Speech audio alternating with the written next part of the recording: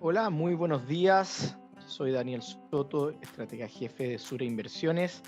Quiero darles la bienvenida a nuestro webinar Visión de Mercados, noviembre de 2020.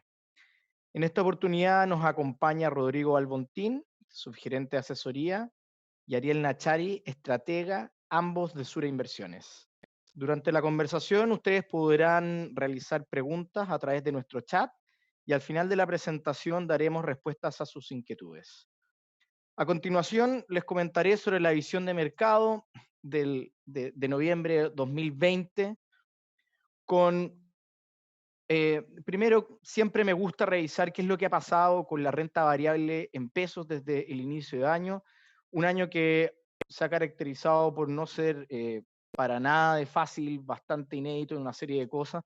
Tenemos a Estados Unidos con una rentabilidad en pesos desde el inicio de año de un 6,3%, a los mercados emergentes con una rentabilidad de un 1,5%, Europa rezagado con un retorno de menos 9,7% y mucho más atrás el IPSA con menos 26,7%. En general, resultados de la renta variable que si los miramos de forma global son positivos, a pesar de que hemos tenido a principio de año una serie de conflictos geopolíticos entre China y Estados Unidos, a pesar de tener una pandemia prácticamente inédita en daños económicos en la historia. Asimismo, también hemos sido testigos de una de las elecciones presidenciales y parlamentarias más complicadas que se tengan registros en Estados Unidos. Con respecto a lo que se vivió en el año 2000, en octubre del 2020, es decir, el mes recién pasado, la mayoría de la renta variable con caídas bastante fuertes.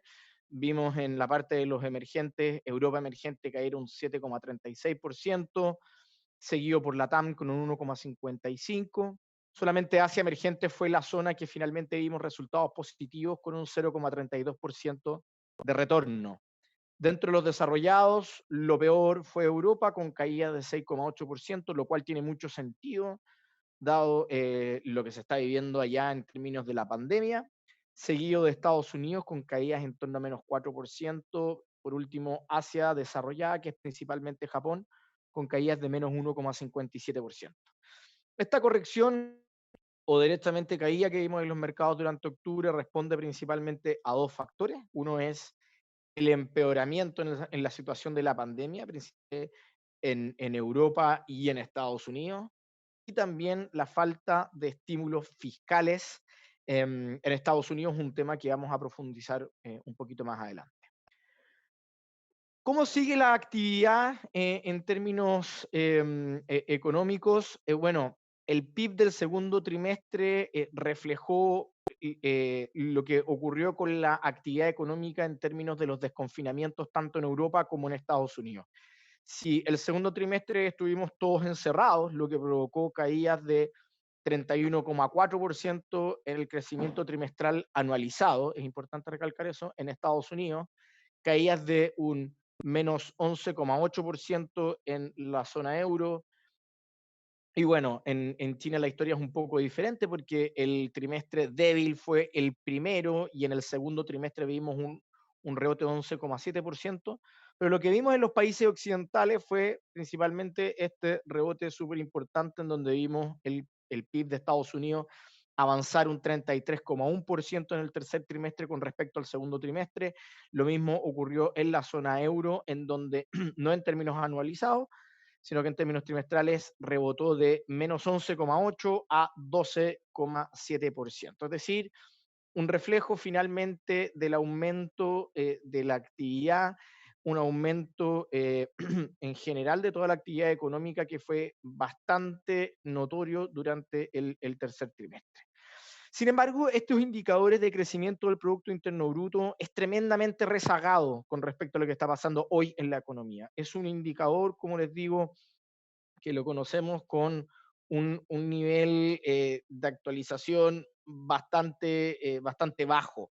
Tenemos otros niveles u otros indicadores que nos dicen un poco más cómo está la situación hace menos tiempo, y uno de esos es la producción industrial global, la cual no es tan rezagada como el crecimiento del Producto Interno Bruto. Y aquí lo que se ve principalmente es algo que ya se viene, se vino anticipando durante octubre y se viene recalcando durante el mes de noviembre, y es que la economía global en general continúa su recuperación, aunque a un ritmo muchísimo menor. Si lo que vimos durante el principio del tercer trimestre era, en términos metafóricos, como hablar de un auto, como una comparación que andaba a 100 kilómetros por hora, en los últimos meses lo vimos andando tal vez a un ritmo más de 60 kilómetros por hora, y ahora último lo estamos viendo andar en torno a 30 kilómetros por hora. Es decir, el auto sigue avanzando, la actividad sigue avanzando, pero a un ritmo considerablemente más lento de lo que lo vimos en el tercer trimestre.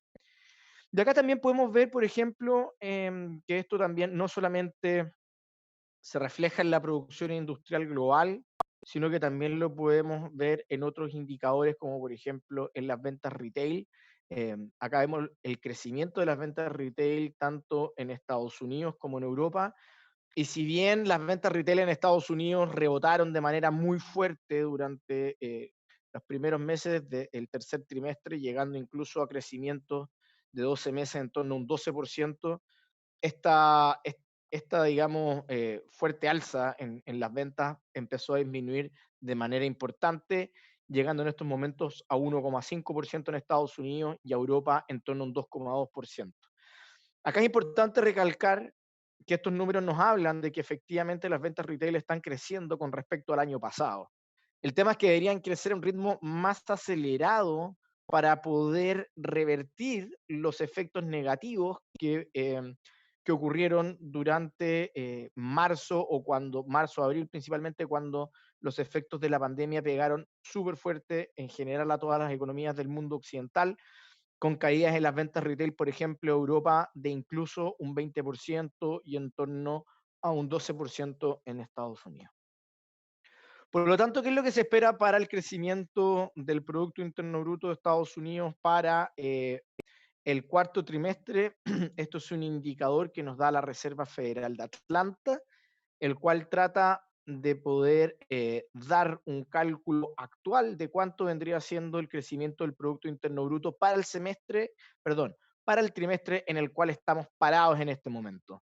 Y si antes este indicador marcaba en torno a un 37%, lo cual finalmente se vio reflejado en el crecimiento del Producto Interno Bruto que les mostré en la segunda lámina, con un crecimiento del 33%, ya se espera un crecimiento para Estados Unidos en el cuarto trimestre en torno a un 3,2%. Y esto, les insisto, no es suficiente este crecimiento para poder subsanar la caída en el producto que tuvimos debido a la pandemia en los primeros, en el segundo trimestre del año y en los primeros meses del tercer trimestre también. Por lo tanto, sigue, digamos, dándonos otro reflejo más de que el ritmo de la recuperación y el ritmo de la actividad se han venido, han perdido velocidad de manera importante durante el último tiempo.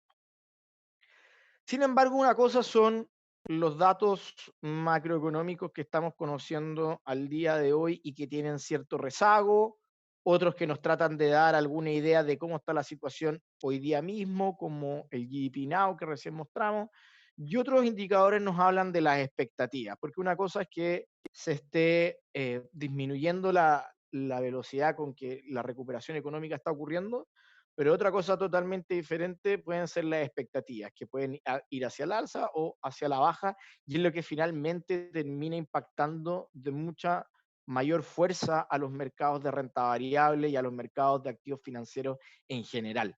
Y acá vemos que el PMI global, esto es un indicador que nos habla de la salud de la actividad manufacturera, tanto en China como en Estados Unidos, como en Europa, como en Japón e Inglaterra en general.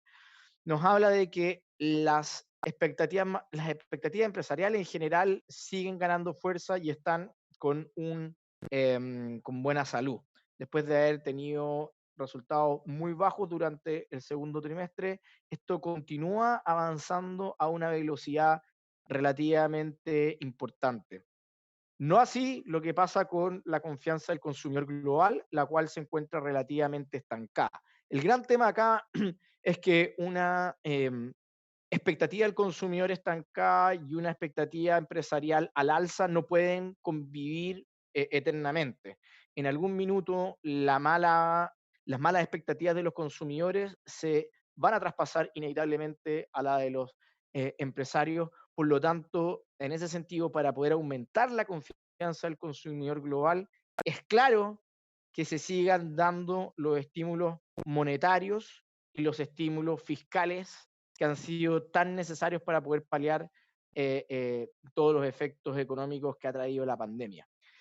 Y en este sentido, por la parte de los estímulos monetarios, hay lecturas mixtas. Por una parte, los activos de la Reserva Federal, que finalmente son los que miden la cantidad de recursos o de inyecciones que está haciendo la Reserva Federal al sistema financiero para poder ayudar en esta recuperación económica.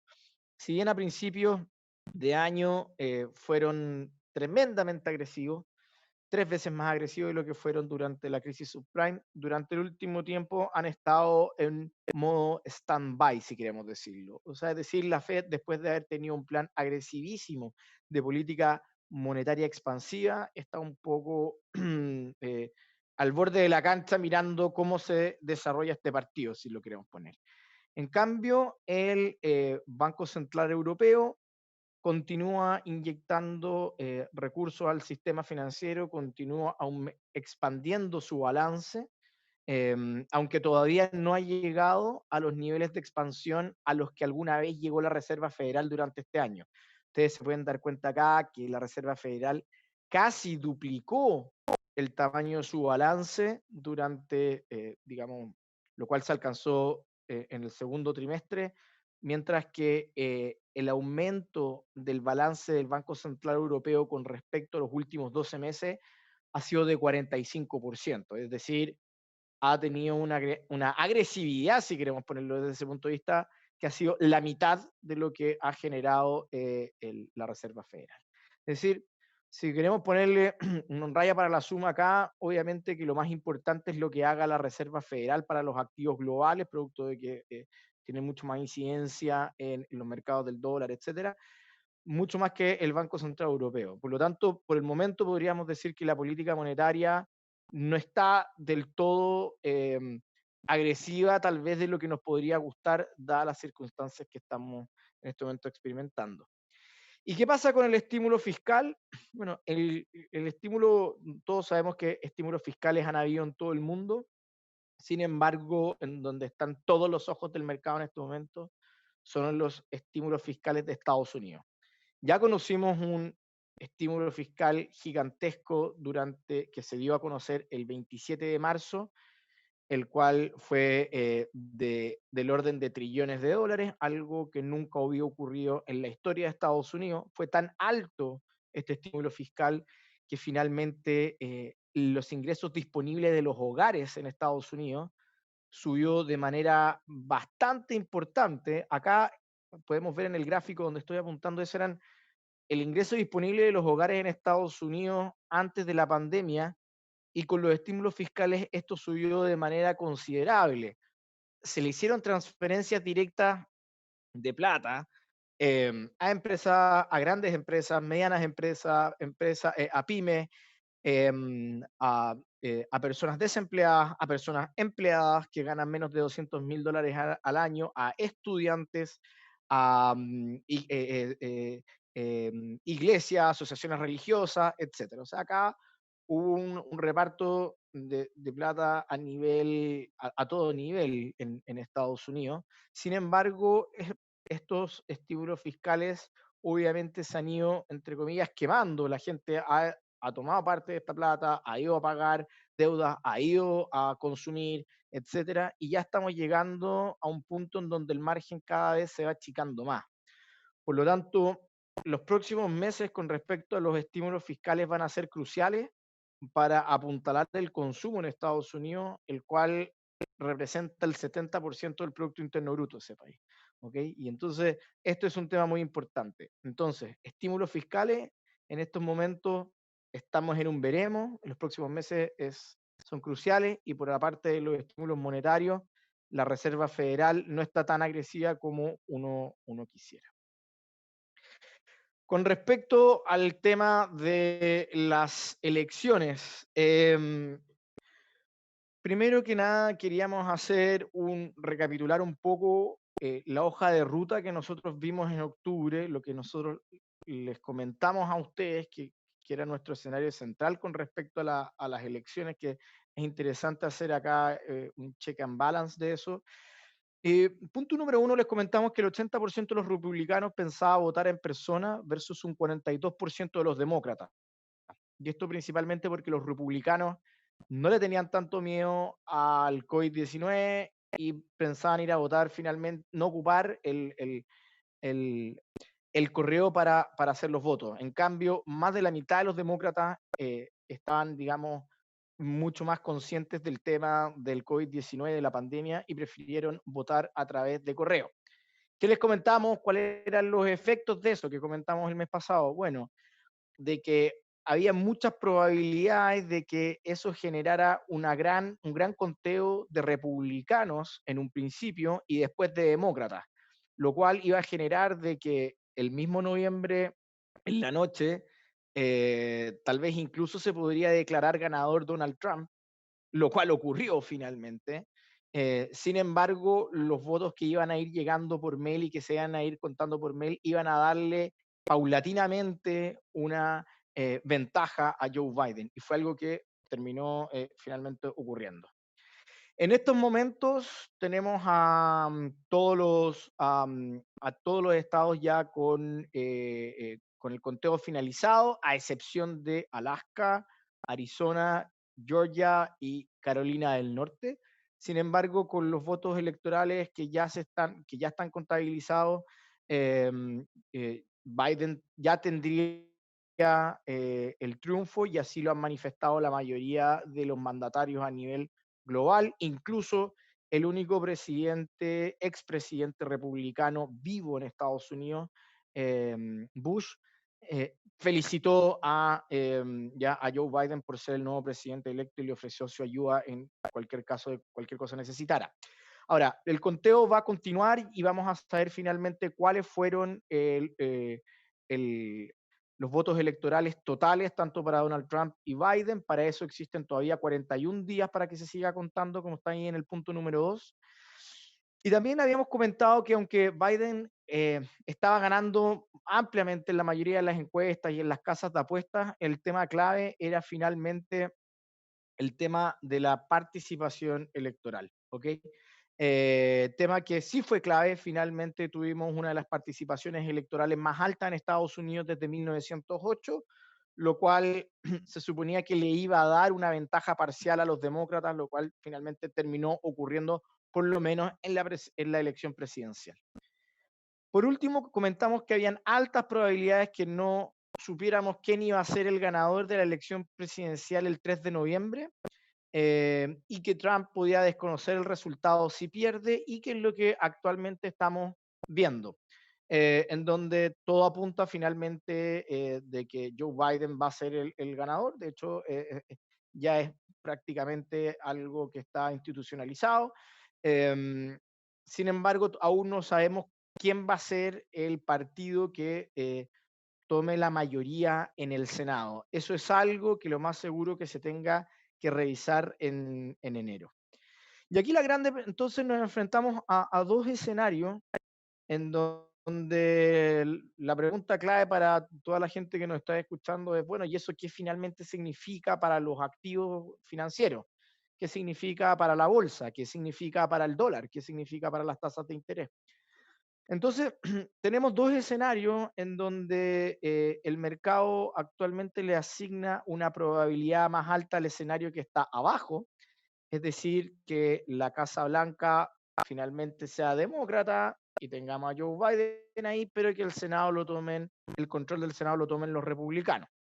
Sin embargo, es bueno revisar los dos posibles escenarios que tenemos. Por una parte, si tenemos Casa Blanca y Congreso demócrata, es decir, lo que se llamaba la Blue Wave, Los efectos inmediatos, bueno, lógicamente vamos a tener una guerra comercial que al menos en la superficie va a tomar un tono muchísimo menos beligerante y eso obviamente va a poner menos, le va a dar menos volatilidad a los activos de mercado. Vamos a dejar un poco de lado, esto va a pasar en cualquiera de los dos escenarios, pero vamos a dejar un poco de lado la política internacional de Estados Unidos por Twitter, eso lo más seguro es que pare. Eso es menor volatilidad por una parte. Por otra parte, si tenemos este escenario de arriba, un blue wave, los estímulos fiscales serían monstruosos. ¿Ok? Tendríamos lo más seguro un nuevo plan de estímulos COVID-19 sumado a un aumento considerable en el gasto de infraestructura y energías limpias, etcétera, que es lo que ha prometido Joe Biden en su campaña. ¿Ok?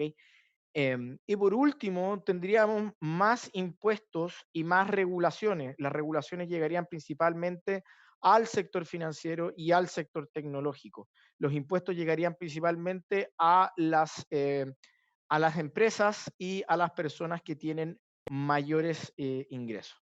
¿Qué significa eso para los mercados? Significaría un dólar más a la baja, dado que tendríamos, por una parte, aumento considerable del estímulo fiscal, pero con una política monetaria extremadamente expansiva. Las tasas largas tendrían a subir, principalmente porque se estaría descontando mayor inflación en los mercados. Y en este escenario, con un dólar a la baja, lo que es sinónimo de commodities al alza, las acciones globales tendrían una mejor performance que Estados Unidos. Por otra parte, si tenemos Casa Blanca demócrata y Senado republicano, lo que se le conoce como un escenario de gridlock o un candado, porque finalmente no se puede llevar a cabo la agenda presidencial o la agenda del Ejecutivo de manera fluida, eh, principalmente porque el Senado estaría muy dispuesto a bloquear la mayoría de las iniciativas del programa de gobierno. Tendríamos lo siguiente: por una parte, menor guerra comercial, lo cual ya comentamos que habría un tono mucho más conciliador. Tendríamos mayores estímulos fiscales, pero no a niveles gigantescos como lo que podría pasar si es que tenemos una blue wave. Y por otra parte, algo que le ha gustado mucho al mercado y que lo hemos visto lo vimos durante la semana pasada cuando el Standard Poor's 500 subió un 7%, es que nos vamos a quedar tal cual con los impuestos y con el tema de las regulaciones. No habría quórum parlamentario para aumentar los impuestos, que es parte del gobierno, ni tampoco para aumentar las regulaciones.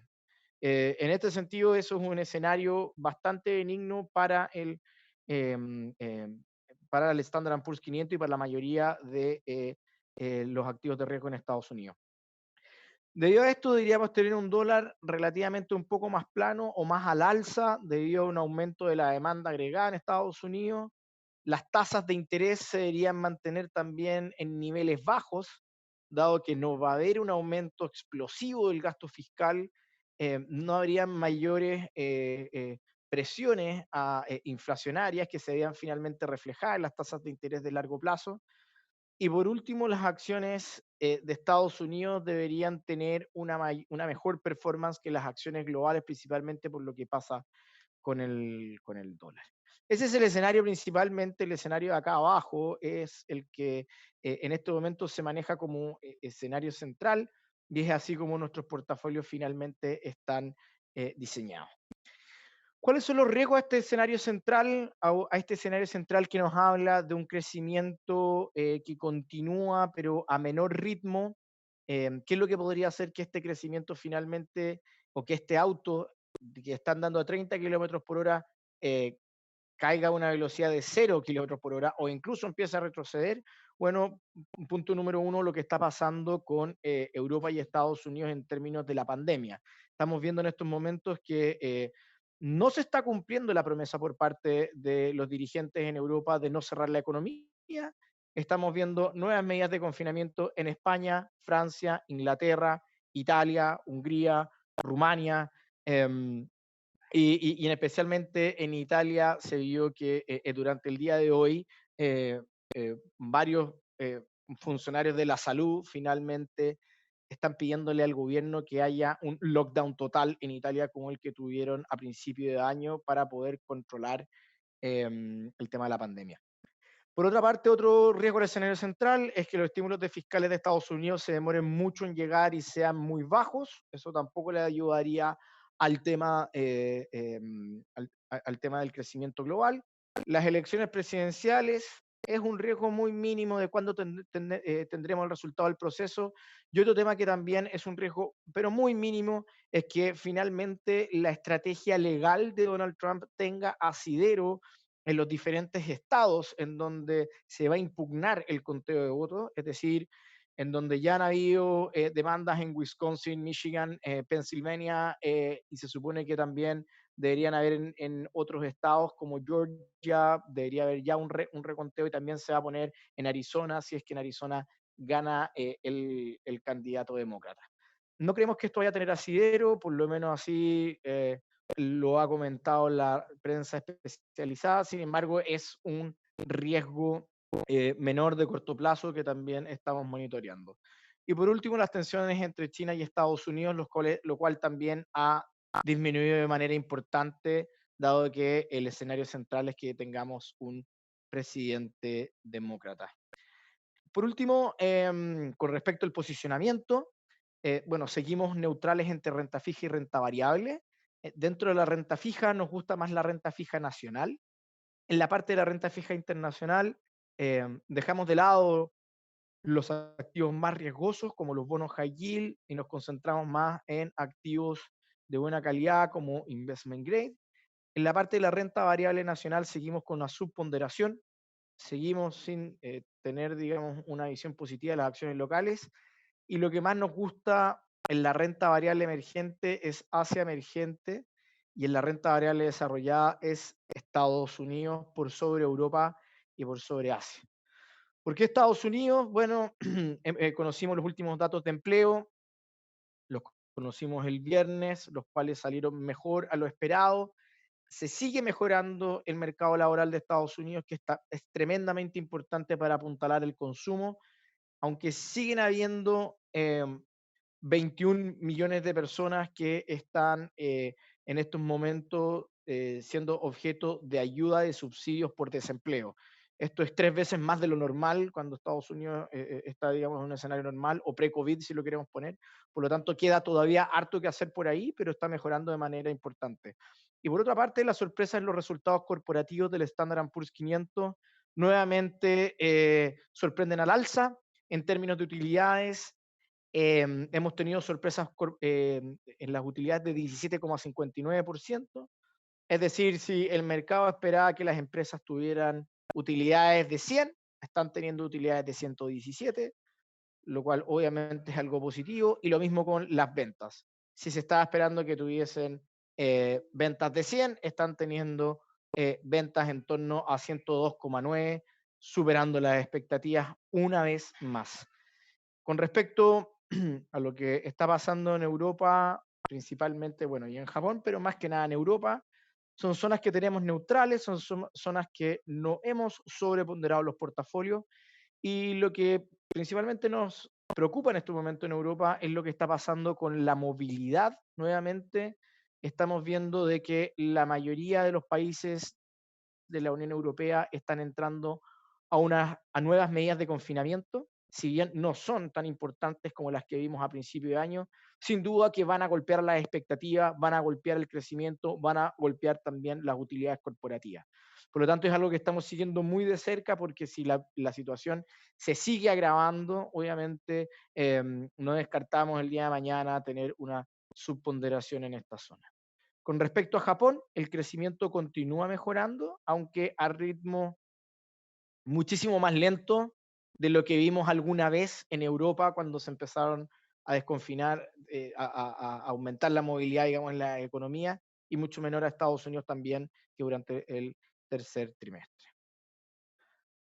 Con respecto a las zonas que nos gustan, aparte de que nos gusta Estados Unidos, nos gusta Asia emergente, lo hemos comentado una serie de veces, una zona que está un paso adelante en el control de la pandemia, las acciones de consumo discrecional que tienen exposición a China han aumentado un 80% su valor en este año, algo que refleja la buena salud del consumo en China y el dinamismo que está tomando la economía allá.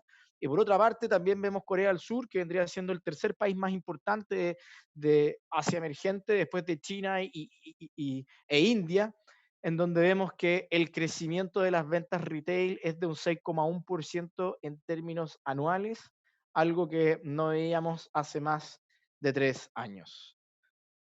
En nuestro país tenemos varias buenas noticias por parte del IMASEC. Tuvimos un IMASEC de menos 5%, lo cual resultó mejor a lo esperado, rompe un poco la tendencia que conocimos anteriormente, en donde vimos que finalmente fue un IMASEC peor a lo esperado y menor al que habíamos conocido el mes antepasado. Vemos de que se está cumpliendo un poquito más esta tendencia de recuperación bastante marcada en la actividad en Chile.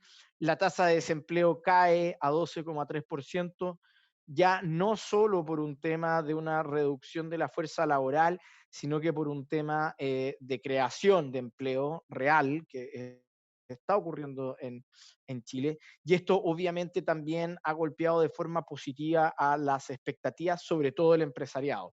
Ustedes ven ahí que las expectativas eh, eh, eh, de las empresas en Chile ha aumentado de manera impactante, podríamos decirlo. O sea, es una de las tendencias más positivas que se tenga registro. No así la del consumidor, en donde tuvo una mejora importante el último tiempo, lo cual estuvo alimentado por las medidas de estímulo fiscal que hizo Hacienda, todas las transferencias, etcétera. También por el retiro del 10%, lo cual dejó con plata en los bolsillos a la gente, con lo cual pudo pagar deudas y ir a consumir, lo cual obviamente aumenta las expectativas. Sin embargo, al igual que las expectativas de los consumidores a nivel global, estas se han tendido a estancar. Es decir, esta tendencia de mejores expectativas por parte del empresariado que de las del consumidor es algo que también no solamente lo vemos a nivel global, sino que también a nivel local. ¿Qué significa todo este escenario macro para las tasas de interés y por ende para la renta fija? Eh, en términos estructurales, hay que tomar en cuenta de que crecimiento bajo conversa con tasas bajas para la economía en general. Por lo tanto, podemos decir que en estos momentos pensar que en los próximos 3 meses, 4 meses tengamos una subida importante de las tasas de interés en Chile no es real, no es cierto. De hecho, nosotros pensamos que se pueden mantener a estos niveles e incluso caer tal vez un poco más si es que tenemos mayor debilidad más adelante, si es que tenemos algún tipo de segunda ola de COVID-19. Sin embargo, en el corto plazo sí tenemos ciertas fuerzas que pueden ayudar a que las tasas de interés suban en el cortísimo plazo.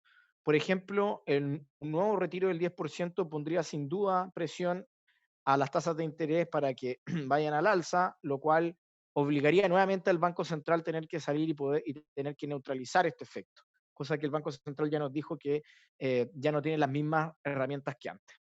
Dado esto, nosotros mantenemos una duración entre 4 y 5 años. Nos vemos valor en las tasas de interés de corto plazo. Nos vemos que las tasas de interés de corto plazo puedan caer más. Por lo tanto, no nos interesa estar en una duración corta. Sin embargo, tener duraciones largas con la posibilidad de tener ya sea un retiro del 10% importante, es decir, con una gran participación, lo cual pondría presiones al alza de tasas, o en enero tener una victoria de los demócratas en el Senado, lo cual también pondría presión a las tasas internacionales y lo cual se transferiría al mercado local, tampoco nos interesa en poder exponer los portafolios a cualquiera de esos dos eventos, tampoco en el corto plazo. Así que nos sentimos cómodos con algo, con una duración entre 4 y 5 años, a lo que el Fondo Mutuo Sura Renta Bono se adecua a eso para el largo plazo. Con respecto a qué creemos con la inflación, lo mismo que ha pasado durante la mayor parte del año, creemos que la inflación todavía está siendo subvalorada, por así decirlo, dentro de los activos de mercado. Actualmente vemos de que la inflación implícita en los activos es de 2,57% para los próximos 12 meses. Esto nosotros creemos que todavía es bajo y creemos que la inflación puede incluso llegar a 3% en los próximos 12 meses. Por lo tanto, estamos en esto, con los portafolios largos en UF. Tenemos una preferencia en UF. Creemos que las inflaciones de aquí hacia el futuro podrían seguir sorprendiendo al alza con respecto a lo que el consenso tiene pronosticado. Ya lo vimos en el último mes, en donde había un pronóstico de inflación de 0,3%, finalmente terminó saliendo en 0,7%. Y con respecto a las acciones locales, eh, no vemos de que haya algún catalizador que haga de que finalmente el IPSA se acople nuevamente al cobre. Nosotros sabemos que el IPSA tiene una correlación con el cobre o ha tenido una correlación con el cobre tremendamente alta, sin embargo ya no la ha tenido durante el último tiempo, de hecho ha tenido una correlación negativa, mientras el cobre ha subido, como podemos ver acá, las acciones locales han caído, y eso creemos que tiene que ver con el ambiente geopolítico adentro, con el retiro tal vez del 10%, que no ayuda a la institucionalidad de Chile, etcétera. No se ve bien, digamos, para los ojos internacionales. Y esto ocurre a pesar de que las acciones están relativamente baratas con respecto a Latinoamérica y también con respecto al mundo. No es, es de consenso de que las acciones chilenas están baratas, sin embargo, para nosotros eso todavía no es suficiente. Queremos esperar algún catalizador para poder el día de mañana subirnos a las acciones locales, las cuales creemos que en algún punto van a tener que hacer un catch-up con respecto a lo que pasa en términos internacionales. Por último, con respecto al tipo de cambio, recuerdo, o sea, de acuerdo a nuestro modelo teórico que reúne variables cuantitativas, principalmente el precio del cobre, los diferenciales de tasa de interés con Estados Unidos, el valor del dólar a nivel internacional y el valor del petróleo, actualmente apuntan a un tipo de cambio en torno a 680 pesos, lo cual, si le sumamos este nuevo riesgo o este nuevo premio por riesgo que tiene Chile desde el 18 de octubre, te da un valor justo en torno a 750 pesos. Por lo tanto, los valores que vemos hoy día, que están en torno a eso, un poquito más abajo, tal vez en 748, creemos que están en la vecindad de un valor justo. Las presiones en el corto plazo, si todo se mantiene constante, en donde estamos viendo una subida del cobre, en donde estamos viendo mayor apetito por riesgo, en donde estamos viendo una disminución de la violencia en Chile, etcétera, apuntan a un dólar con leve presiones a la baja en el corto plazo, más que con presiones al alza. ¿Cómo quedamos entonces en términos generales? Bueno, en términos de renta variable versus renta fija, va a depender del porcentaje recomendado por perfil, aunque claramente estamos todavía neutrales, todavía no nos subimos al carro de los activos riesgosos, necesitamos un poquito más de evidencia de ver que el crecimiento se va a acelerar. Entre renta fija internacional y nacional, nos gusta la renta fija nacional con una duración entre 4 y 5 años, con preferencia por alta calidad crediticia. Eso también es cierto para la renta fija internacional. El tipo de cambio, como les acabo de comentar, está en sus niveles justos, con leve presiones a la baja. Entre emergentes y desarrollados nos gustan un poco más los desarrollados, eh, con mayor preferencia por Estados Unidos, y en la parte de emergentes con una mayor preferencia por Asia emergente. Eso sería nuestra visión de mercados de noviembre de 2020. Quiero dejar con ustedes ahora a Rodrigo Albontín para que les dé la parte de asesoría. Muchas gracias, Daniel, por la presentación. Muy buenos días a todos. Muchas gracias por acompañarnos en este webinar del mes de noviembre. Bueno, a mí siempre me gusta partir y creo que el énfasis de esta presentación lo voy a poner primero en dos cosas. Uno, en clientes perfiles conservadores, que creo que este año ha sido un año bastante complejo, bastante difícil. y también en cómo ir estructurando un portafolio de la mejor manera, dependiendo de varios factores que vamos a ir revisando a lo largo de esta presentación. Primero, construyendo una cartera de inversión. Cuando uno habla de construir un portafolio, ¿a qué se refiere cuando habla de eso? Lo primero es en la correcta asignación de activos. ¿Ya? Esto quiere decir que un portafolio tiene que tener una diversificación adecuada, que un portafolio también va a variar dependiendo de factores como el perfil de riesgo, va a variar dependiendo de factores como el horizonte de la inversión. Y yo la verdad es que en base a esos pequeños detalles tengo que ir revisando si es que estoy en los productos adecuados, si es que estoy con una diversificación adecuada, sobre todo tomando en cuenta en que las cosas han ido cambiando y han ido cambiando bastante. Entonces, a mí me gusta siempre partir de esa forma y acá lo trato de ejemplificar en cosas que son bastante sencillas. Primero, en Sura nosotros hablamos de construir un asset allocation estratégico, ya que en palabras simples, primero, ¿en qué consiste? ¿Cómo yo divido mi patrimonio? Lo divido por un lado con platas previsionales, por otro lado con platas no previsionales, incorporo instrumentos de protección como seguros de vida, seguros con ahorro, seguros con APB. Después me fijo obviamente dónde me posiciono, cómo armo este portafolio, este asset allocation estratégico. Lo armo con renta fija, con renta variable, lo armo con activos alternativos que han ido agarrando mucha fuerza durante los últimos años. Después también en qué zona geográfica me posiciono. Como dijo Daniel, nosotros estamos fuertemente en Estados Unidos y en Asia emergente. Si eso el día de mañana cambia, yo también me tengo que ir adecuando a esas nuevas recomendaciones. Lo mismo con los sectores. Hemos visto que este año el carro, ¿no es cierto?, lo ha llevado el sector tecnológico, pero eso no dice que eventualmente se va a seguir manteniendo para el próximo. Por lo tanto, yo también tengo que ir estando atento a eso y eso es a lo que nosotros nos dedicamos, que a través de las recomendaciones que les damos a usted, vamos obviamente semana a semana revisando si el posicionamiento es el adecuado. La dinámica en el tiempo también nos habla de, con la periodicidad que yo quiero revisar mis inversiones, en los productos que quiero estar, estoy en lo adecuado o no, cada cuánto me tengo que ir juntando con mi asesor, que nosotros siempre recomendamos que obviamente sea de una forma bastante periódica y bastante habitual.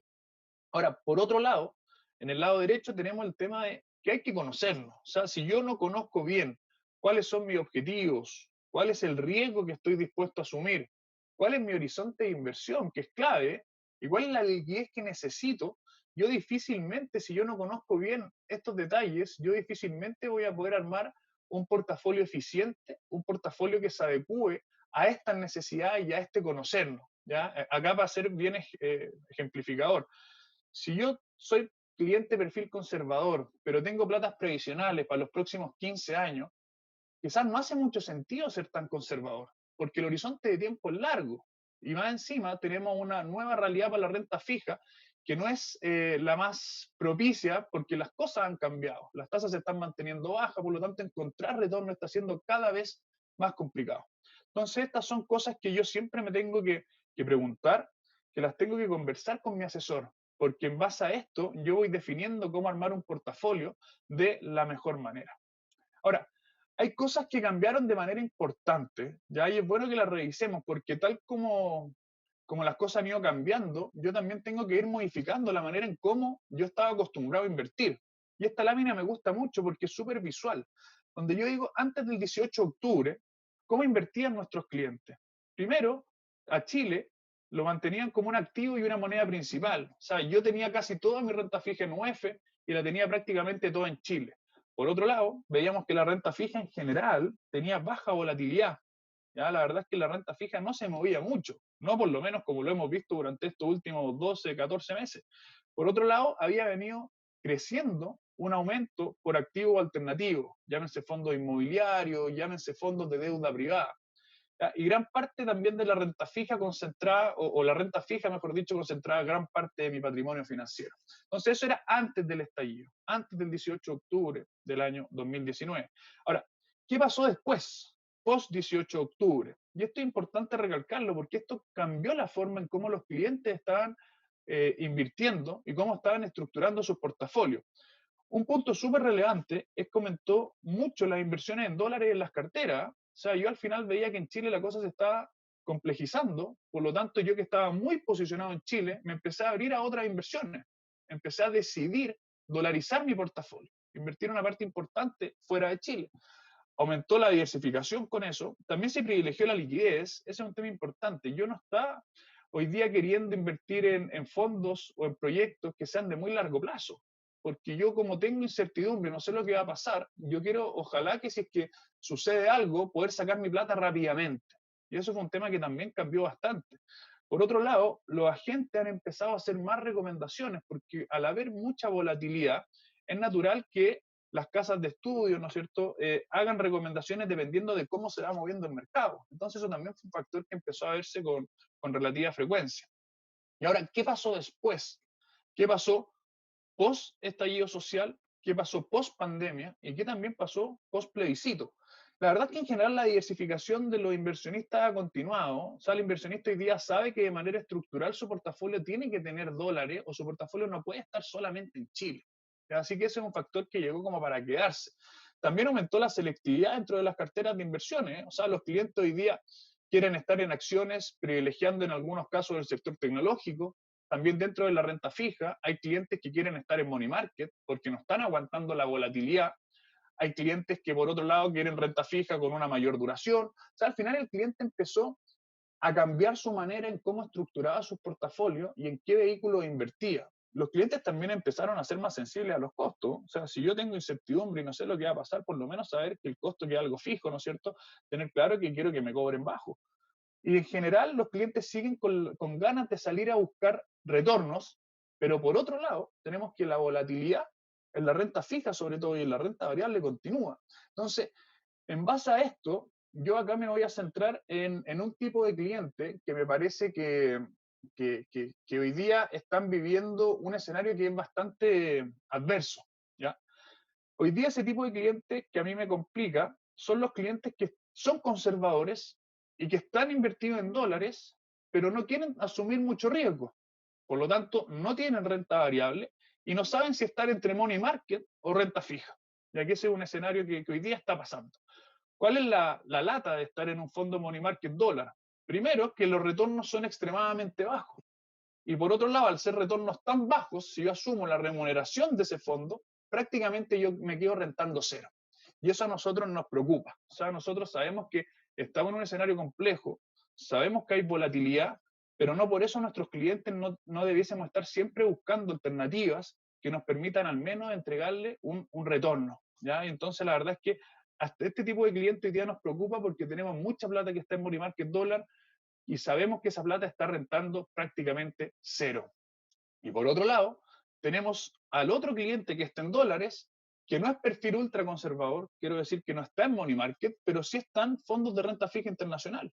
¿Ya? Y esos clientes que también buscan exposición al dólar están expuestos a una volatilidad que ha sido relativamente alta, y eso la verdad es que preocupa. Y obviamente el cliente tiene, o estoy en un escenario de renta fija con una alta volatilidad, o en el otro extremo, estoy en un fondo money market que no me renta nada. Entonces, clientes que son un riesgo intermedio y que nosotros lo hemos ido identificando, y la verdad es que ahora les voy a comentar un poco de qué alternativas tenemos para ese cliente, porque ante este escenario nosotros decimos, bueno, ¿qué hacemos con esto? ¿Qué alternativas les damos a nuestros clientes? Que ese es nuestro deber como asesores, ir siempre buscando productos que se adecúen a un nivel de riesgo adecuado para el perfil de inversionista que tienen los distintos clientes. Entonces, ante eso, junto con el área de estrategia, nosotros en Pershing tenemos dos carteras. Una cartera que es de renta fija internacional, que es para los clientes perfil moderado, y tenemos una cartera que es de renta variable internacional. Y aparte de eso, hoy día tenemos clientes que están en fondo money market, pero hay un perfil de cliente que por un lado quiere ganarle al money market, quiere rentar algo por sobre el dólar, ya, pero por otro lado no quiere la volatilidad de la renta fija tradicional. ¿Ya? Entonces, ¿qué es lo que nosotros estamos trabajando? Estamos trabajando en una cartera que es de baja volatilidad. ¿En qué consiste esta cartera? ¿O cómo se define? Es una cartera compuesta por una selección de alternativas de inversión a través de nuestra plataforma internacional Pershing, donde invierte principalmente en fondos mutuos de renta fija, de alta calidad crediticia y con duración en torno a los 2 años. ¿Ya? Es una duración mucho más acotada y con una alta calidad crediticia, cosa de ir disminuyendo la volatilidad en escenarios de alta volatilidad que, como lo dijo Daniel, lo más probable es que vamos a seguir teniendo hacia adelante. ¿Para qué clientes está diseñada? Está orientada para clientes con un perfil de inversionista conservador que busquen mejorar el retorno de sus portafolios en el mediano plazo, sin que ello les suponga asumir mucho más grado de incertidumbre. El horizonte obviamente acá no es cartera de 2 meses, ni de 3 meses, ni de 6 meses. Acá nosotros estamos pensando en un horizonte de inversión de un año. Nos parece adecuado para este tipo de alternativa, para este tipo de activo. Y lo más importante, y yo quiero recalcar esto, que esta cartera tiene un monitoreo constante. ¿Ya? O sea, esta cartera de baja volatilidad va a tener al equipo de estrategia que semanalmente la está revisando y si es que hay cambios, hay modificaciones en la cartera, nosotros a nuestros clientes se lo hacemos saber para que ellos también puedan hacer los cambios a tiempo. ¿Ya? Entonces creemos que esta alternativa llega en un momento que es bastante oportuno, tomando en cuenta que tenemos muchos clientes que se han ido dolarizando, que están en fondos money market, que no quieren la volatilidad de la renta fija, tradicional o con duraciones a 4 o 5 años, entonces creemos que esta alternativa cumple un rol importante en relación a esas necesidades. Ahora, ¿cómo se ha comportado en escenarios de estrés? Yo creo que eso es siempre bueno verlo. Y acá, por un lado, grafiqué en la parte de arriba el LQD, que este es un índice, un ETF de bonos corporativos investment grade, y la otra línea es la cartera de baja volatilidad. ¿Ya? Y acá podemos ver escenarios de estrés donde me quiero recalcar en el último, me quiero detener ahí un poquito, pero en general vemos que en escenarios de estrés, donde hemos tenido hartos a lo largo del tiempo, por ejemplo, en marzo del 2013, el índice LQD cayó un menos 3,19, siendo que la cartera de baja volatilidad no es que no vaya a rentar negativo, sino que es de baja volatilidad. O sea, cuando cae un índice, esta va a caer mucho menos que ese índice. En este caso llegó a caer, pero cayó bastante menos, casi 3 veces menos, menos 1%. Y por otro lado, me quiero detener en el otro extremo, en el otro escenario, que fue un escenario de riesgo importante y bueno, muchos de los clientes que seguramente nos están viendo lo vivieron, porque en marzo de este año, cuando estábamos justo en medio de la pandemia, que estaba todo comenzando, la renta fija tuvo una caída brutal. O sea, la renta fija internacional y la renta fija nacional cayó muy fuerte. Y en ese sentido, este mismo índice, el LQD, durante marzo del año 2020 llegó a caer un menos 7%. O sea, un cliente, perfil conservador, que estaba expuesto a una cartera de renta fija, en 30 días había caído un 7%. Entonces, eso es a lo que nosotros no queremos exponer a nuestros clientes que tienen este perfil que es un ultra conservador, el que quiere dolarizarse pero no quiere la volatilidad del subyacente. ¿Ya? Entonces, para ese cliente estamos adecuando esta estrategia porque la cartera en ese mismo mes rentó positivo un 0,79. Entonces acá obviamente la diferencia fue brutal. Y si yo veo clientes perfiles ultra conservador, si yo veo, la verdad es que la línea me muestra relativamente calma. Y eso es lo que busca el cliente en renta fija. El cliente en renta fija no quiere pasar estas agitaciones que sí se han pasado en activos de renta fija con duración un poco mayor. Y eso es lo que queremos tratar de evitar. Así que pronto les vamos a tener noticias de esta cartera, es algo que estamos afinando en los últimos detalles, pero durante noviembre ya la debiésemos tener disponible para nuestros clientes. Ahora, cambiando de tema, pero no muy alejado, pero hoy día tenemos otro problema, ¿ya? Y la verdad es que tiene relación con la renta fija. Daniel lo dijo en su presentación, y la realidad es que la renta fija cambió en términos de que tiene características distintas a la que tenía hace años atrás. ¿Ya? Y todo eso está un poco ligado a dónde están las tasas de interés y cuáles son las expectativas de estas tasas de interés.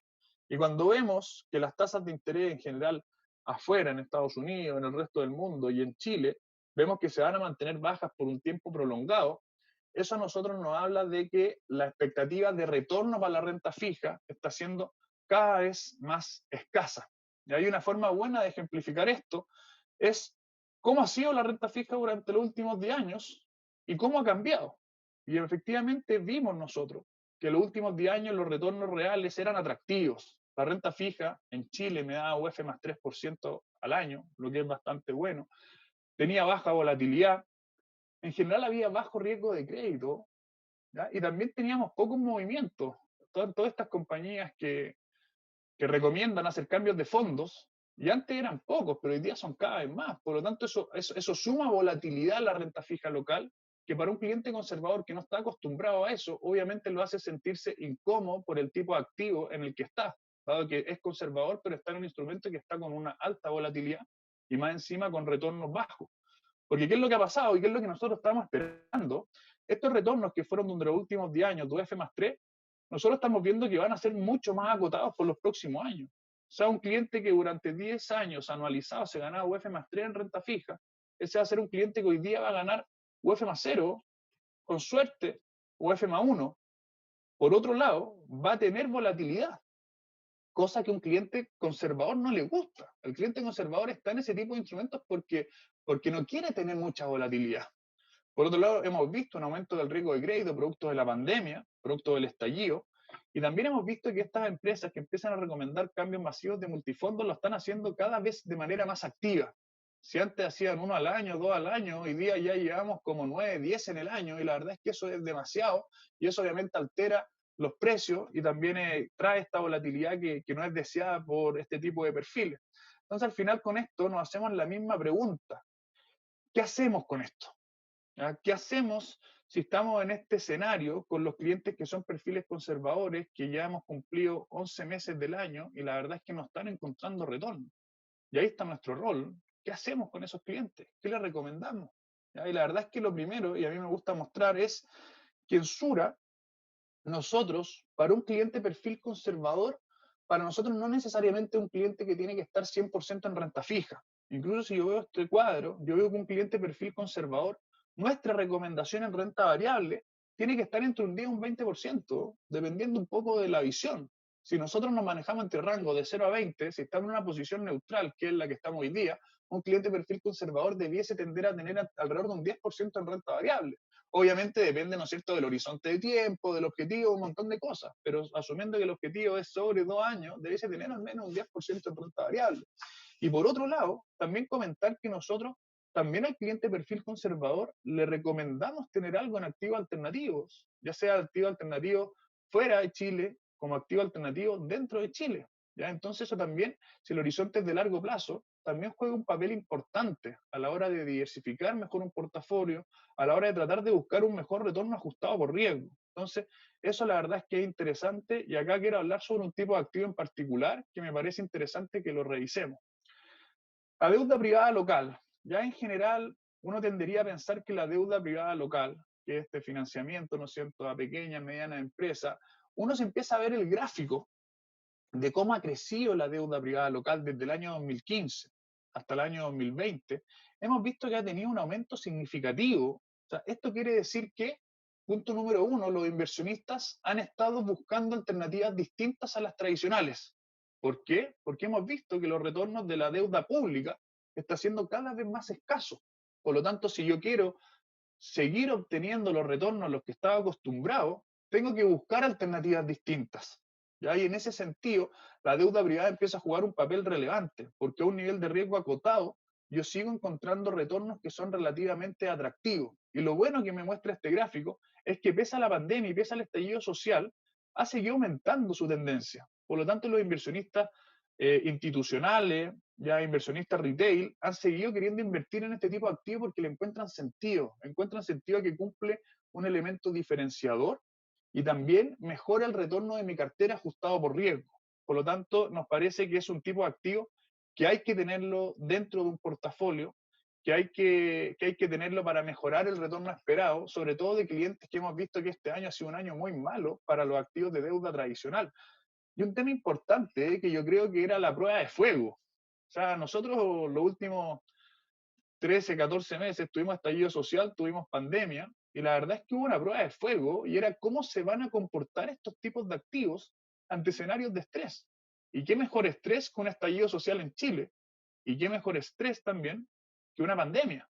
Y la verdad es que si yo veo este gráfico, que me parece interesantísimo mostrarlo, en la línea azul yo tengo cómo se comportó la deuda privada en promedio, valorizada a NAV, versus cómo se comportó el mejor fondo de renta fija de la industria. Ya que este fondo es un fondo que está en duración entre 3 y 5 años, similar a un rentabono nuestro. Y esto es lo que yo les quiero mostrar, que acá se detalla bastante, donde yo veo que la deuda privada se mantuvo súper resiliente ante escenarios de mucho estrés. La verdad es que las empresas siguieron pagando, los fondos estaban bien estructurados, no tuvimos casos elevados de default, entonces la verdad es que los fondos siguieron rentando bastante bien y a un nivel de volatilidad acotado y en general mucho mejor que la deuda pública tradicional. O sea, piensen que un cliente que invirtió en la misma fecha, que esto fue en octubre, el 1 de octubre del 2019, que partió en un fondo de deuda tradicional, deuda pública, los primeros después del estallido social era un fondo que había caído casi un 9%, después se empezó a recuperar, ¿no es cierto? Después volvió a caer fuertemente con la pandemia, y después, claro, se empezó a recuperar, pero con una volatilidad tremenda, o sea, pasó de un 0 menos 8% en 2 meses, un escenario de fuerte estrés. ¿Y qué pasó con la deuda privada? Bueno, la deuda privada en general se mantuvo súper resiliente, y eso es lo que nosotros queremos buscar. Nosotros queremos buscar alternativas que nos permitan diversificar de manera estructurar el portafolio para que podamos volver a encontrar retornos que sean atractivos para el nivel de riesgo que cada cliente está dispuesto a asumir. Entonces, este gráfico la verdad es que lo encuentro muy bueno para entender cómo me aporta diversificación y cómo en escenarios de mucho estrés, la verdad es que los fondos se comportaron bastante bien y muy resilientes a lo que estaba pasando tanto en Chile como en el mundo. Entonces, ¿por qué les anuncio esto? Porque tal como en Sura, nosotros siempre estamos buscando alternativas de inversión para nuestros clientes, tal como lo hicimos con el programa de alternativos internacionales que lanzamos en septiembre, que fue muy exitoso. Hoy día estamos armando un programa de deuda privada para nuestros clientes que son perfiles conservadores, que están posicionados fuertes en renta fija, que no están encontrando retorno, y estamos estructurando un programa bastante similar, pero va a ser programa de deuda privada en Chile. ¿Ya? Entonces, ¿con qué sentido nace? Primero, obviamente, para aumentar la diversificación, tanto en inversiones locales como internacionales. O sea, tenemos que mejorar la diversificación de nuestros portafolios si queremos salir a buscar un mejor retorno. También una alternativa intermedia entre los fondos más conservadores de deuda local y la deuda high yield. Esto se posiciona de buena manera en términos de diversificación para un portafolio. ¿Por qué deuda privada? Primero, el mayor retorno esperado. O sea, hoy día con las tasas en el suelo como están y con la deuda pública rentando prácticamente cero, una alternativa de deuda privada que me entrega retorno objetivo en torno entre un 5 y un 7 nominal, la verdad es que se hace bastante atractivo. Menor volatilidad, lo vimos en el gráfico anterior. En escenarios de mucho estrés, la deuda privada se mantuvo bastante resiliente, lo que es bastante importante como para tenerlo en consideración a la hora de diversificar un portafolio. Tiene menor riesgo de duración, ya al valorizar la tasa de compra. Tiene una mayor diversificación, que esto para mí es clave. O sea, yo tengo que buscar distintos productos que me ayuden a diversificar mi cartera. Hoy día yo no puedo estar como antes, que me posicionaba solo en un fondo de renta fija. Hoy día tengo que buscar diversificación, tengo que buscar distintos productos. Eso al final también me ayuda a reducir el riesgo de mi portafolio.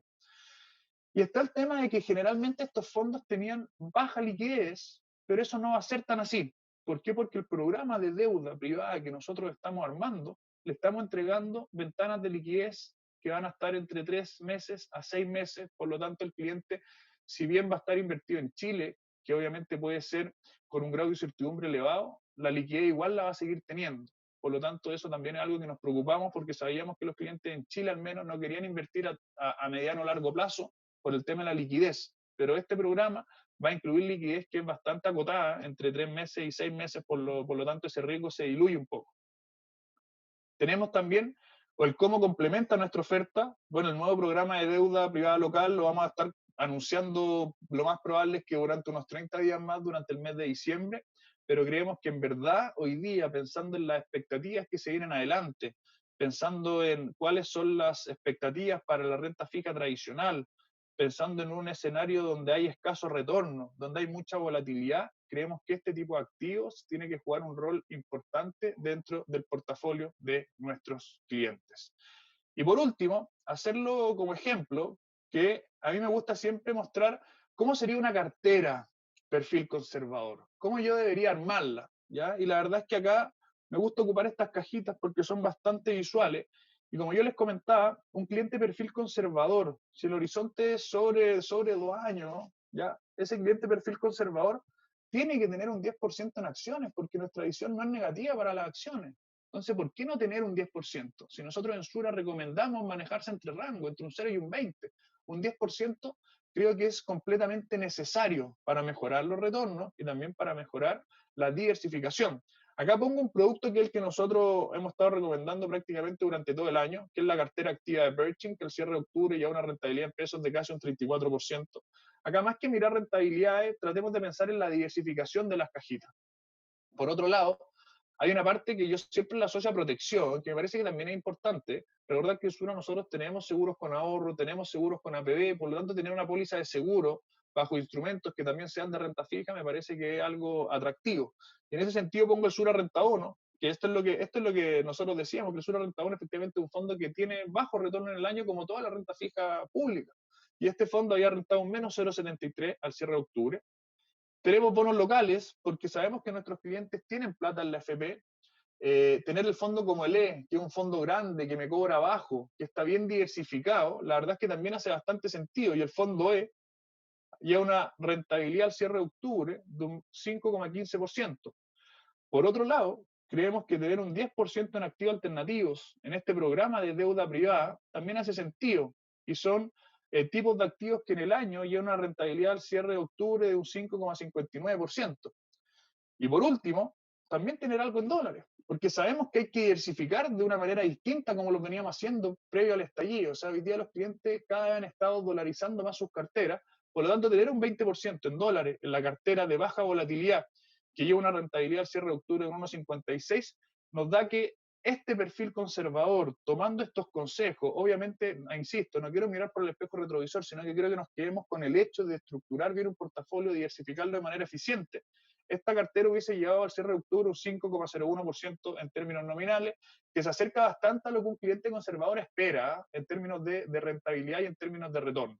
Así que mi invitación es a que se junten con su asesor, revisen un poco la estructura de sus portafolios, revisen sus objetivos, revisen sus horizontes de inversión y vean las alternativas de productos que nosotros tenemos, porque creo que si las combinamos de una manera eficiente, vamos a lograr poder sacar mejor retorno a sus inversiones, que es lo que al final nosotros queremos. Así que eso sería por mi parte. Muchas gracias a todos y entiendo que hay un espacio para preguntas. Muchas gracias, Rodrigo, por tu presentación. Los invito ahora a nuestro espacio de preguntas. Y quiero partir contigo, Rodrigo. Tú hablaste de diversificar la renta fija en la práctica. ¿Cómo podrías materializar esa recomendación? Sí, gracias, Ariel. Bueno, en la práctica esto es súper simple en términos de no tener todos los huevos en la misma canasta. O sea, en un escenario de mucha volatilidad, que fue lo que conversé, creo que estar solamente en un fondo de renta fija puede ser riesgoso. ¿Ya? Y en ese sentido, nosotros siempre en Sur hemos dicho y hemos dado distintas recomendaciones a través de carteras que tienen 2, que tienen 3 fondos. Tenemos estrategias multiproductos donde a nuestros clientes les decimos que una parte de la renta fija en fondos mutuos lo haga, por ejemplo, a través del rentabono, que la parte que está en la FP lo hagamos a través del fondo E. Entonces, cuando hablo de diversificar la renta fija, generalmente no tener todos los huevos en la misma canasta, no estar únicamente en un fondo, sino que ocupar las alternativas que tenemos y ocupar esa estrategia multiproducto para tener las distintas inversiones alocadas en distintos activos y por ende en distintos productos que al final eso termina en disminuir la volatilidad y el riesgo de la cartera. Perfecto. Tengo otra pregunta para ti, Rodrigo. Hablaste harto de la deuda privada, que es un activo alternativo. Para un perfil conservador, ¿qué porcentaje sería recomendado y adecuado tener en este tipo de activos? Sí, eso es importante. Siempre, como yo siempre voy a hablar de la diversificación, eso significa que hay que mantener equilibrios, ¿ya? Y esos equilibrios tienen que estar asociados y dependen del perfil. Nosotros, tal como recomendamos tener márgenes de renta variable para los distintos perfiles, nosotros en Sura también recomendamos tener márgenes de activos alternativos para los distintos perfiles. Y en ese sentido, nosotros para los clientes perfiles conservadores les recomendamos tener entre un 5 y un 10% en activos alternativos, denomínese como deuda privada. En un perfil moderado, aprovechando la pregunta, recomendamos entre un 15 y un 20, y en un perfil activo recomendamos entre un 20 y un 30. Entonces, en este caso, para el cliente perfil conservador, nosotros recomendamos mantener un 10% aproximado en este tipo de activo y en este tipo de estrategia. Gracias, Rodrigo. Ahora voy con las preguntas para Daniel sobre la estrategia. Y se ha hablado mucho en el mercado sobre que Biden podría beneficiar en mayor medida a mercados emergentes que a mercados desarrollados. Me gustaría que desarrollaras un poquito más esta idea y si depende de que se den algún tipo de otras cosas, ¿qué que realmente podamos ver un mejor desempeño de las bolsas emergentes por sobre, por ejemplo, la de Estados Unidos o la de Europa.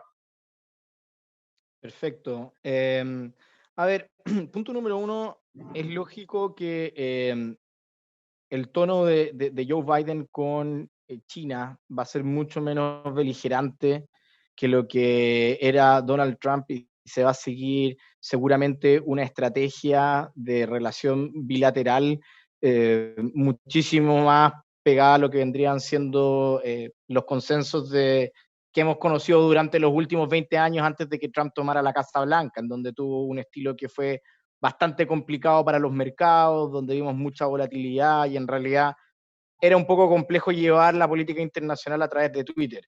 Lo más seguro es que Joe Biden continúe empujando una agenda en donde hay varios temas que hay que resolver con China, pero sin duda que la relación va a ser más fluida que lo que fue con la última administración. Como China es el principal motor de los emergentes, esto es una buena noticia para los emergentes. Ahora, la gran apuesta que el mercado estaba haciendo hacia los emergentes era en el caso de que hubiésemos tenido un control de los demócratas en la Cámara Baja, en la Cámara Alta y también en la Casa Blanca. Eso hubiese permitido a Estados Unidos generar un paquete fiscal gigantesco, lo cual sumado a una política monetaria ultra expansiva daba como resultado un dólar débil, un dólar a la baja de manera importante. ¿Qué es lo que ha pasado estadísticamente cuando tenemos un dólar a la baja, un dólar index a la baja? Hemos visto una mejor performance del mundo versus Estados Unidos. Y cuando te hablo del mundo, no solamente te hablo de Europa y Japón, sino que también te hablo de emergentes. Entonces, vaya para la suma, lo de Biden es una buena noticia para los mercados emergentes, principalmente porque las relaciones con China serían más aceitadas, pero la gran apuesta para emergentes era en el caso de una blue wave, es decir, de un control total del gobierno por parte de los demócratas, lo que hubiese ayudado a un dólar que hubiese caído de manera importante y eso no lo tenemos por el momento. ¿Sabes? Y por eso mismo todavía nosotros seguimos teniendo una preferencia por desarrollados por sobre emergentes. Perfecto. Llevándote al plano local, y ya hemos visto avances en el proyecto de un nuevo retiro para el 10%, me gustaría que resumieras un poco cuáles podrían ser los impactos que veríamos en la renta fija, en el tipo de cambio y también en la bolsa local de materializarse. Ok.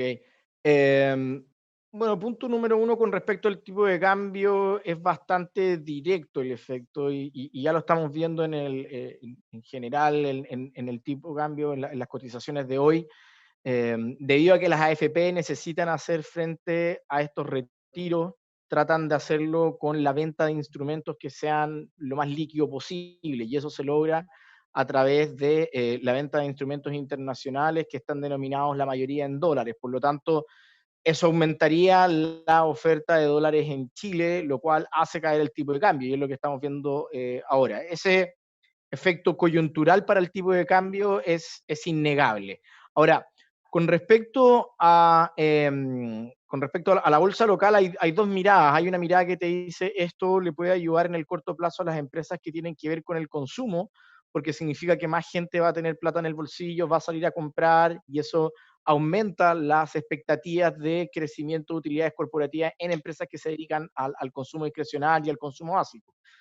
Sin embargo, también es cierto de que esto pone una presión a las AFP para poder salir a vender acciones locales para poder hacer frente a los retiros. Si es que no salen a vender, ciertamente tampoco un retiro del 10% las ayuda, digamos, o las empuja a salir a comprar activos locales. Y por otra parte, también el retiro del 10% no ayuda mucho a la imagen institucional internacional de Chile con respecto a lo que vendría siendo la estabilidad del mercado financiero interno. Raya para la suma, para la renta variable local, nosotros lo vemos como un efecto relativamente negativo en el corto plazo. Y por último, con respecto a la renta fija, obviamente que el retiro hace que hayan presiones al alza en las tasas de interés. Sin embargo, la renta fija tiene algo que la renta variable no tiene y que es un comprador de última instancia en el mercado. Es decir, si el día de mañana, por ejemplo, una AFP quiere salir a vender una acción de Falabella, no va a encontrar al Banco Central comprándole o haciendo un repo con Falabella y llevándolo al balance. Lo que sí puede ocurrir si es que una AFP sale a vender bonos bancarios o sale a vender bonos de la Tesorería General de la República. Entonces, en la renta fija, el efecto puede ser neutralizado por el Banco Central, pues, por lo tanto, tal vez podríamos ver un efecto más estéril en las tasas de interés. Raya para la suba, tipo de cambio, presiones de corto plazo a la baja, bolsa local, presiones de corto plazo y también de mediano más a la baja que al alza, tipo de tasas de interés, vemos que el efecto podría ser neutralizado por el Banco Central. Muy clara la respuesta, Daniel. Bueno, muchas gracias, Daniel. Muchas gracias, Rodrigo, por la charla, por sus respuestas a las consultas. Con esto damos por finalizado nuestro webinar Visión de Mercado noviembre 2020. Muchas gracias a todos por conectarse y esperamos que haya sido de su interés.